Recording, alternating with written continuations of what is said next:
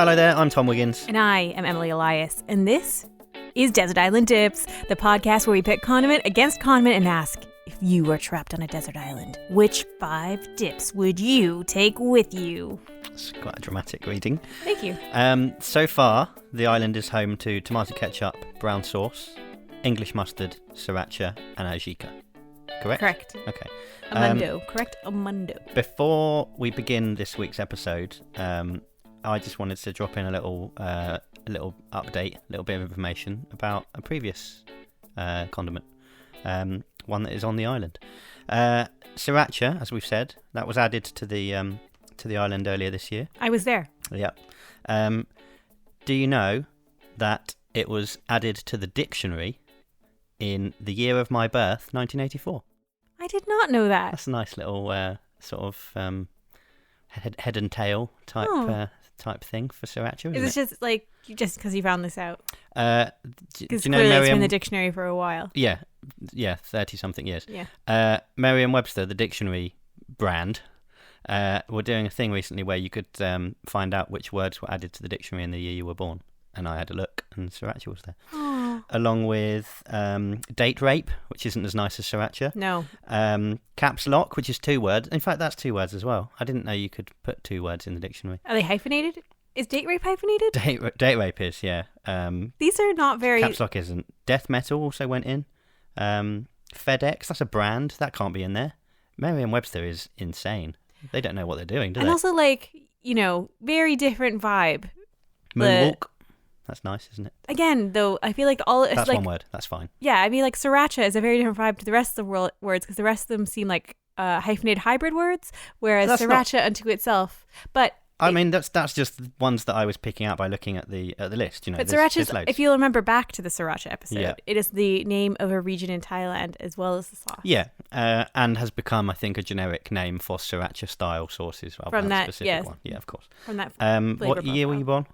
And Lady never tells. Tell me what year you were born. No, I don't want to. The internet doesn't know what year I was born. I've been very strategic of keeping that off of the internet. And we'll give it away. People will find it out. I was going to find out which ones were There's identity theft out there, Tom. Yeah, but they're going to need more than did just I tell the year you, I was born. For this other podcast I did, I had this computer researcher who's very good about internet profiles and gleaning all this information. I had him research me and tell me how what you could find out. Yeah. And a lot of it was super creepy stuff. Okay. And the one thing he couldn't... Well, you might as well tell us everyone when you were born. The one thing he couldn't figure out was the year I was born or the high school I went to. And I was like, yeah, you won't ever find that out. That's pretty good. So make sure that if anyone's trying to hack into any of Emily's online accounts... I was born in 1901. Probably for the passwords, you try and use some Canadian high schools and birth years. I'm going to narrow it down to the 80s. It is the 80s, but I've gone deep. If you may think I'm one age, but decoy, it's not the right age. If I was trying to hack into your account, I would use Maple Syrup High School 1987 or something like that. And I'd probably get in. Yeah, that'd be it. This week, we are going to talk about the sauce that's so good, they named it twice, but I'm not exactly sure how you say it. So it depends how you spell it, because it depends where you're from. But I'm going to go with Peri-Peri. Peri-Peri? Peri-Peri. Puri-Puri? No, some places, Pili-Pili. Pili-Pili? Apparently, yeah. Most people, I would assume, I'm going to stick my neck out, their first taste of peri-peri sauce will have been at the high street chain Nando's. Yes. Would you agree with that? Is that true of you? It's hard. I think so. I first had a Nando's in 2016. That's quite recent. That is very recent. Yeah. So I'm pretty sure I had some form of peri-peri flavoring before that, even if I didn't know that's what it was at a barbecue or something. Yeah. Somebody kind of jammed it on some chicken. But but it's because you came to it quite late that you probably have had it before that. But I would because it didn't taste surprising. When I ate it for the first time, tastes like surprising. I was like, what is all the fuss about this? I didn't understand. Don't spoil it. No, I'm just saying that was my initial reaction because it was built up by so many British people about going to Nando's. Nando's, yeah. Having a cheeky Nando's. It was you know. Americans have got no idea what that means, by the way. They do not. No. There was a Nando's in Vancouver, but I had never Don't spoil it. Oh, sorry. We're going to talk about that later on. From myself, this was the first place that I experienced peri-peri sauce was at Nando's. For anyone that's unfamiliar with it, as far as I'm concerned, Nando's is just KFC but with cutlery, and not even as good as that sounds. I would say I would be shocked if they didn't get their chicken from the same place as KFC. Like, it tastes almost the same but without the breading. It's barbecued rather than fried. Yeah. But let's not split hairs here. Portugal does have, because Nando's is Portuguese. Well, again, we're going to get into the story later on. But Nando's, the Nando's brand makes a big thing out of it being Portuguese. Yeah. And Portugal does have a part to play in this story in popularising peri-peri sauce, but it is not the it's not the inventor.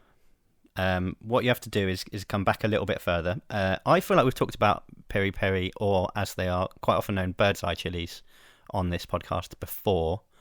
I imagine they're in another chili sauce that we've spoken about, but off the top of my head I can't remember which one. But they're from South America originally. Mm-hmm. They were brought over to Europe thanks to a guy that you might know about called Chris Columbus. Oh, Chris. You know Chris? Yeah, the guy who directed all the Harry Potter films. Yeah. Did he? Some of them. Did he do Home Alone? I don't know. I think he might. Do I look like IMDb? I don't know. So Columbus was trading with Spanish colonies in America, but Columbus sailed from Portugal.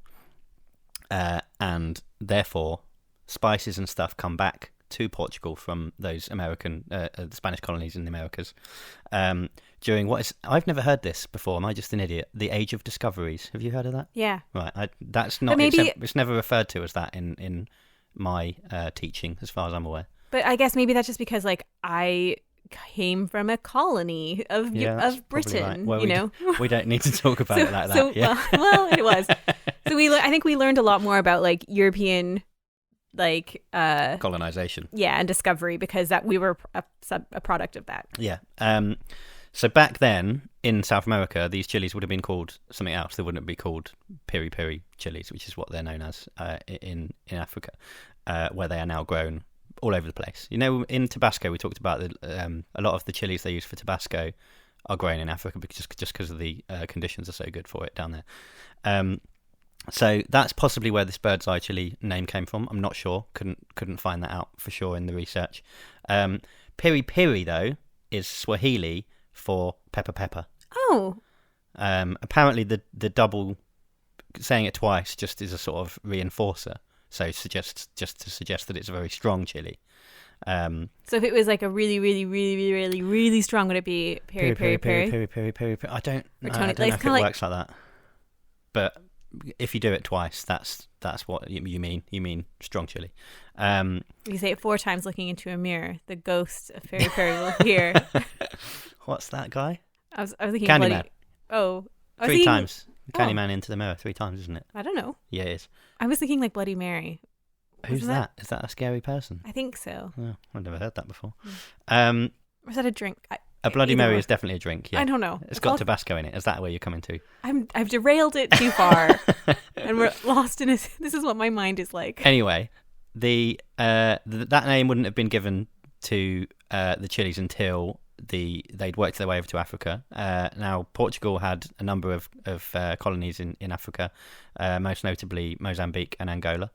I believe both had Swahili-speaking populations, but then now the official language is Portuguese, but there would have been both. So that's where the peri-peri name comes from. So the sailors would have brought it from... So Columbus brought it from South America. From the Americas, the Spanish colonies in America, yeah. Over to Europe, then that went down to Africa, and then Africa started growing it, and then it started getting trading back up to Europe. We're not got there yet, but that's what will happen soon. Yeah, Lisbon is quite an important port in, as you can sort of tell by where it is. It's important geographically for Africa and South America. You know, in South America, it wasn't used. I mean, it's a chili. It's eaten, but it was used for lots of other things. We've had in many episodes before where things have been used for largely medicinal purposes. There's been quite good ones here. I think it was the stem of the chili that was used for things such as in Ecuador, it's used to treat fevers, flus, and things like that. Colombia, it was used on snake bites. In Peru, it's used to treat epilepsy. I mean, there's no instructions of how to do this here, so and I'm not a doctor, in case anyone wasn't aware, so I don't recommend trying any of these at No, home. I wouldn't. But it also in Peru was used to make a type of perfume, but sort of a love potion called pasanga, which Sounds is racy. the love medicine of the Amazon, which I might try. I mean, splash on some of the Nando's extra hot before I go out next time, see if it works. Okay, if you run the risk of like your date being like, "Oh, you didn't even think to have a shower before we met," or licking me. So, but then maybe it's like a fine line between like sexuality and cannibalism. If you take them to Nando's, then they probably won't notice the difference. Would you take it? You just smell of Nando's, so that's fine. Okay, here's a question. No, the answer is no. What level of date would you take somebody to in Nando's? Is it like your first, second, third date? Or are we talking like you've been with them for a year? As I've explained, I think KFC is probably better, so I think we'd go to KFC first.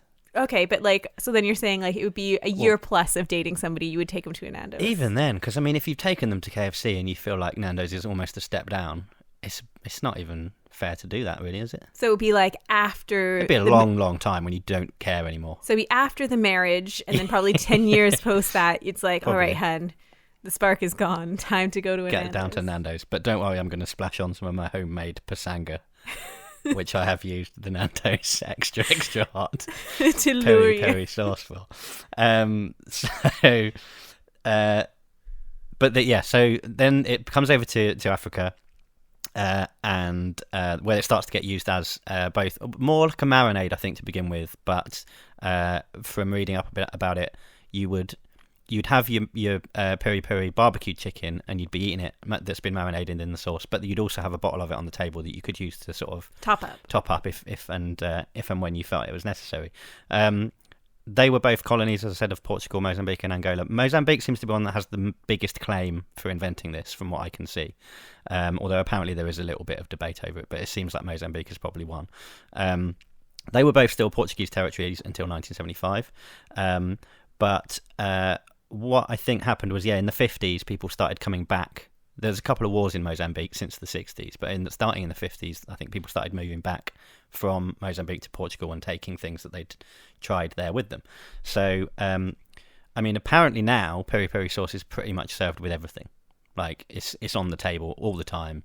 They'll marinate like pretty much everything. Yeah. But it's this barbecue chicken that it's most closely associated with, which is obviously the Nando's link.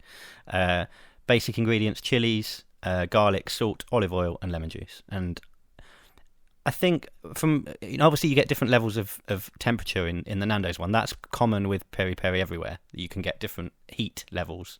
So I think it's just a case of changing the amount of lemon juice and chili that you put in there, and that changes how you hot just it is. reduce the ratios of certain things to get you your right flavor combination. Because bird's eye chilies themselves, Scoville ranking of 175,000, which is pretty high. So you're not messing about here, basically. So as I said, Lisbon has always been a kind of an important city in spice trading, and in the 50s people start moving back, and they bring peri-peri sauce with them. I think it's fair to say, though, as we said, Nando's has played a very, very large part in popularising peri-peri sauce. So between the 50s and when the first Nando's was set up, which was in 1987, I think there's probably not that much spread of peri-peri sauce around Europe. Probably, it's probably you can get it almost a lot of places in Portugal. Apparently they don't always call it that down there, but it's quite always on offer. When I went to Portugal, I went to Lisbon recently, and I was surprised by the lack of peri-peri I was able to find. I think they call it they just call it what was it, sauce piquante or something similar to that. So, and it's not always on the table apparently in Portugal. It's quite often behind. You would have to ask for it, but you would be able to get it if you wanted to. Interesting. And they don't. I retroactively wish I could do my trip. And apparently they don't. There's not such a trend for the sort of sit-in restaurants like a Portuguese Nando's, but you would be able to go and buy essentially takeaway chicken that has been peri-peri basted, essentially. I think the sort of rise of peri-peri is in conjunction with the rise of Nando's. The story behind that: 1987, a guy called Fernando Duarte and he's got a friend called Robbie Brosin. They visited a Portuguese restaurant in Johannesburg and tasted peri-peri chicken for the first time. So obviously it's spread out in Africa, not just from Mozambique, into South Africa and the surrounding countries. As I said, there's a couple of wars in Mozambique after from the 60s, between the 60s and now, where obviously people are being displaced. So refugees bringing their culturals. Recipes are getting distributed around the country. So Fernando and his mate Robbie are in this restaurant in Johannesburg, and they like it so much they're like, we're buying this restaurant. They rename it Nando's, which apparently is after Fernando's son, although it's basically after him as well, isn't it? I don't know why they specify it's after his son, but what was Robbie's last name? Brosin. Can you imagine it was just called Bros? Bros. Yeah. I mean, it might as well be. Lads. They should, an offshoot called Lads.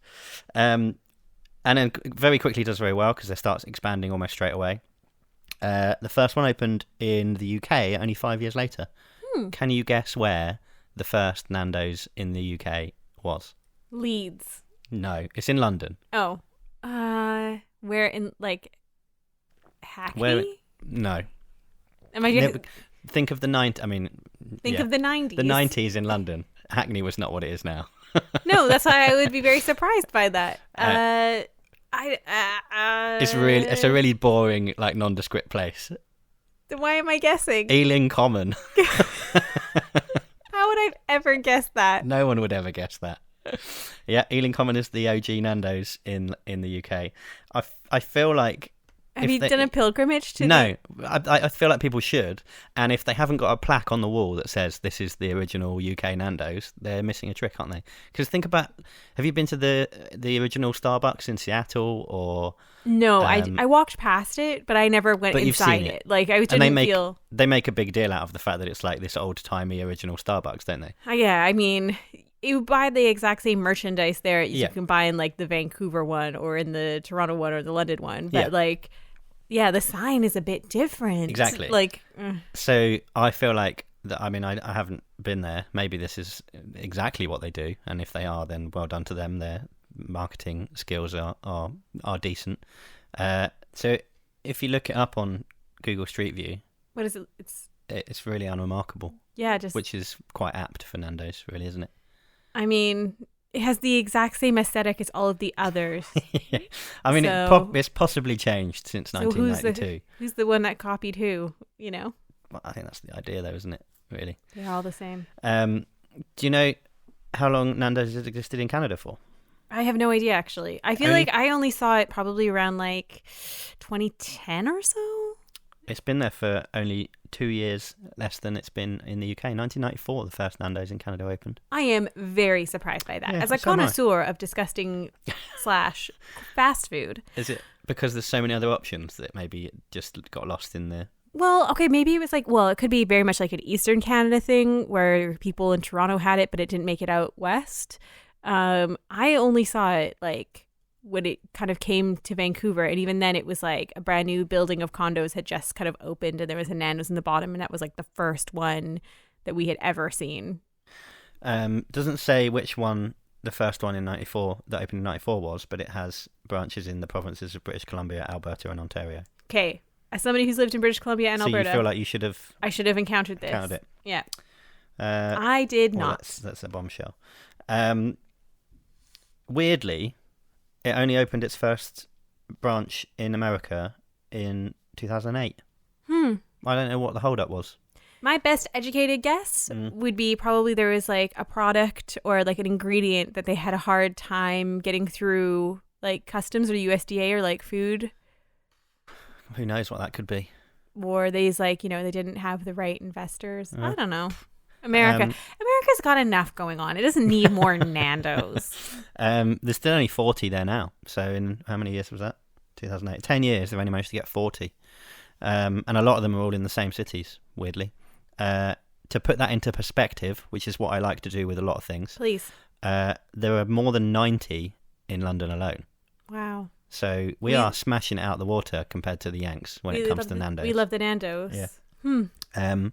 So it feels to me like in years to come, the story of Peri-Peri is going to be sort of taken over by Nando's, and there's like in however many years, when do you think that there'll be a remake of Desert Island Dips with different people doing it? Oh, next week. It might be too soon for this idea then. No, okay. Let's say argument. In like 25 years 25 time? years, yeah. When our children carry on our legacy. We'll sell the idea to some big brand to do, and they'll come back to it and they'll do the episodes again for the Vintage aliens that live here now, or the sort of amphibious people that live when we're living in Kevin Costner's Waterworld, essentially, and everything needs to be redone. And the only reliable way waterproof. of communicating thoughts is through podcasts. So that medium has survived in this Waterworld scenario. I feel like people are going to think, oh, Peri-Peri, that was invented by Nando's in 1992, 1987 even. It meant they might even get the year wrong because they won't be as vigorously researched as ours. Why wouldn't the future equally be as like mysterious? Nobody else is documenting this the way we are. It could all get lost. This is exactly my point. I feel like what we're doing here is important work. It is a public service. To preserve the history of Peri-Peri sauce in a slightly vague way. To preserve the history of that thing on your table that you kind of care about but don't notice. So we want to keep the story alive, make sure people know where it's from, and which countries played a role in bringing it to your lips. Not so much yours. And that it was named for a guy named from Nando's son, and not him. Not him, or his bro. And that's I think an important service we're doing. Have you? What I also noticed about Peri-Peri sauce, it has sort of collaborations with other condiments and seasonings, because you get Peri-Peri salt, right? Right. You can also get sold by Nando's, Peri-Peri drizzle for hummus. Specifically for hummus? Yeah. It's like you get, I think that comes with hummus, and then you get a little bottle of Peri-Peri drizzle to put in your hummus while you're eating it, which feels like a whole new world for me. Imagine what we can do if we can combine condiments and create new collaborations with them. Well, I'm making an ajika hummus, which is delicious. Yeah. I think, hummus is a great vehicle that can take on any flavor as well. So, like, I'm in for Peri-Peri hummus. I appreciate, like, Nando's does when you go there. You have, like, your multiple sauce options that you can pick from. Yeah, that is good. I think that's, like, a good, like... Because this country is so afraid of heat that if they had just only offered, like, one... like middle range option, I think some of the might have not succeeded in the way they have. Yeah, I think if they didn't have the lemon herb, which is like barely, like, don't get me started, it shouldn't really exist. It's for but it's there for cowards, isn't it, to ease their way in? It's like it's a gateway, I guess. I mean, it's massively popular here. Oh yeah, but how much is that also due to marketing? It's massively due to that, massively, because it's not that it. Like, I was really surprised at how expensive the price point is for it. Like, when I went in there a mere 2 years ago to have my first Nando's experience. To have your cheeky Nando's with the lads. Of course. Yeah. Everybody kind of had talked to me about it as sort of like this rite of passage of being a student in this country, of like when you couldn't really afford like proper groceries or like, elaborate takeaways, you could afford a Nando's. For me, just briefly, I think... for most people, it appears to be a step slightly above your McDonald's and your KFCs and your Burger Kings and your other chicken shops. But it's not like going to a proper restaurant. So it's less intimidating than that. But it feels a bit more higher class than just going to McDonald's. And that's why I think it's done very well. But they're still quite expensive for what it is. Like, you can refill your fizzy drinks as many times as you want, though. Yeah. So just sit there and knock yourself out. What, I'm going to camp out there for 8 hours drinking as much fizzy soda as I can handle? 11 quid's worth of Sprite or whatever. Come on. I've got better things to do with my day. And that's saying a lot because I don't. Because you absolutely don't. The hardest... So I was looking for some sort of Peri-Peri bants that we could include on the end of the episode. And there's not, to be honest, there's not a lot out there. Like, Peri-Peri, Nando's itself is basically, as you say, it's the marketing thing. Nando's is basically completely attached itself to Peri-Peri. So you can't. It's very difficult to find anything that isn't associated with Nando's, and they've marketed bants on their own, which is horrific. We don't want that. Like, are you including the black card? Well, I was going to say, are you familiar with the black card? I once met someone that worked in PR for Nando's in a pub, and she denied all knowledge of the black card, which they continue to do officially, but it's known that people own them. You know, Ed Sheeran and people like that, which is a weird position to take for me. Well, okay, here's another question. If you were a Nando's worker and David Beckham came into Nando's, yeah, I'd give him free one anyway. I would just give him free food, because this would clearly be the most exciting thing that He's has the ever future happened King in of my England. local branch of Nando's. Yeah. Like, But isn't that the same everywhere? I think if I don't know. Wherever you worked. Yes, if it was a McDonald's, I would give him free food. If it was, but like, I don't reckon David Beckham goes to McDonald's very often. I don't reckon he goes to Nando's very often. no. If they had it in America, he'd go, because he'd be like, I'm familiar with Nando's, but people won't be going in there because they don't like it. But it's a And I genius will be marketing not strategy bothered. to then get like celebs into the Nando's. Of course it is, yeah. But the only reason they get them is because they bang on about Nando's enough in the first place. So on Instagram, I follow a dumpling shack in Yep. Spitalfields Market. Sounds like a song. Why are you I making... follow a dumpling shack. And it is called the Dumpling Shack. Yeah. And they have a black card that they have given. They put it on, and they put like Are you pictures. trying to get one? Is this what we're... Oh, is this what I we- would love one. I think a good way of getting one is to write, perform, and record the I Follow a Dumpling Shack song. But here's my thing. It's like they also have like really crazy lines, which tend to deter me from going there because What do you mean? Product? No. Product lines? No. Like Or the queues. queue, Right, queue to okay. get to the Yeah. food, to order food is like mega Well, whenever you have I'm to there. assume that if So you it's got like, the black card, you wouldn't need to. if there was a card, like a queue jumping card, Yeah. like I'd be into that. Okay. I would be happily to pay for. I'd happily Yeah, pay but- for my food if I could have a special queue jumping card. How do you get one? Because that's the problem, isn't it? It's like the... Oh, I can't just continue being the nobody that I am to get one of these No, cards. what I mean is that if everyone's got one, then there's no such thing as a queue jumping card anymore. You'd have to. It has to be. It has to be. Special. Have you seen that episode of Nathan For You where he does this with a burger place? Yeah. I mean, maybe they go But for like, that. doesn't British Airways basically have like a queue jumping card with like their status points and all this stuff? Like you want to Yeah, get maybe. like silver, bronze, gold. Like maybe there Yeah, should but be. They're like, I don't know. I'm not sure. I Maybe like there that should be a kind of thing. complicated tiered-based loyalty system for fast food places that I can slowly be. I could have spent the last 30-some years of my life accruing points. Oh, to what? then So it's jump- like an alliance. It's like a one world alliance, but Yes. for fast food. Yes.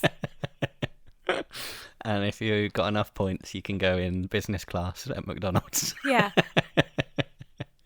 It's a good idea. Or there'd be like a nicer washroom or something. I was going to say, what would business class at McDonald's look Because like? using a regular washroom at McDonald's is grim. Yeah. But if there was like a Sometimes- business class washroom at McDonald's, Sometimes they do without, have that. like black lights in it. Sometimes they do have that little zone that's sort of like decked out like it's for people to go and do their work, don't they? As if anyone goes to work at McDonald's.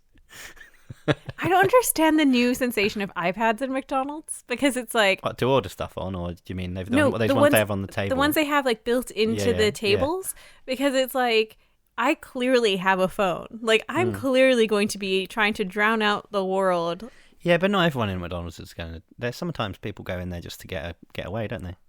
But then it's like if I had a kid, maybe I'd let that kid play on that iPad. But then You'd the never seats, leave. the seats are too high for like a small yeah. child to fit on it because it's usually at the bar counter ones. So I just don't know who it's for because I've never seen anybody actually use it. I don't even know what games are on it or like what it is. There must be like a Ronald McDonald game on it where you have to land the chicken nuggets in the ketchup. Do you remember that advert? No. Oh, that's a good one. The problem when trying to find out sort of quirky things about Peri-Peri, as I said, is that Nando's have monopolised it. But also, the one thing I came across a lot was something called Peri Facts, which appears to be all about fetal heart monitoring. And there's just no gags in that. No. I don't think. I didn't try that hard to think of any, but it just doesn't feel like a very fertile ground. Who does like anybody named Perry get free sauce? There's someone in Little Mix called Peri, isn't there? She named Peri because of peri-peri sauce? Or if she is, she's only been named once because she's not strong enough. Why-oh. Matthew Take that, Perry. Nicki Minaj, Cardi B, Little Mix, dude. Matthew Perry. Do you think That's Chandler, isn't it? In Yeah. Friends, yeah. Spelt wrong though. No, I don't think anyone is. That's a dead end as well. It's all a dead end. Is it going on the island? No. It's for me. It's quite nice. It's like take it or leave it. I'm not gonna. I don't think it's massively different to sriracha. Peri-peri. Interesting. Not massively different. I would say it is more like herby and less like sugar spicy. Because sriracha's kind of got like a sugary Asian profile. Yeah. Whereas like, I don't know. The thing about peri-peri sauce is that in a very crowded hot sauce marketplace, which we have discussed. Yeah. It is really crowded. It is very crowded. It doesn't, aside from the association with Nando's, which is clearly like a powerhouse, like, And that's unto clearly why they're itself, doing it, because they're aware of the crowded market. They want to...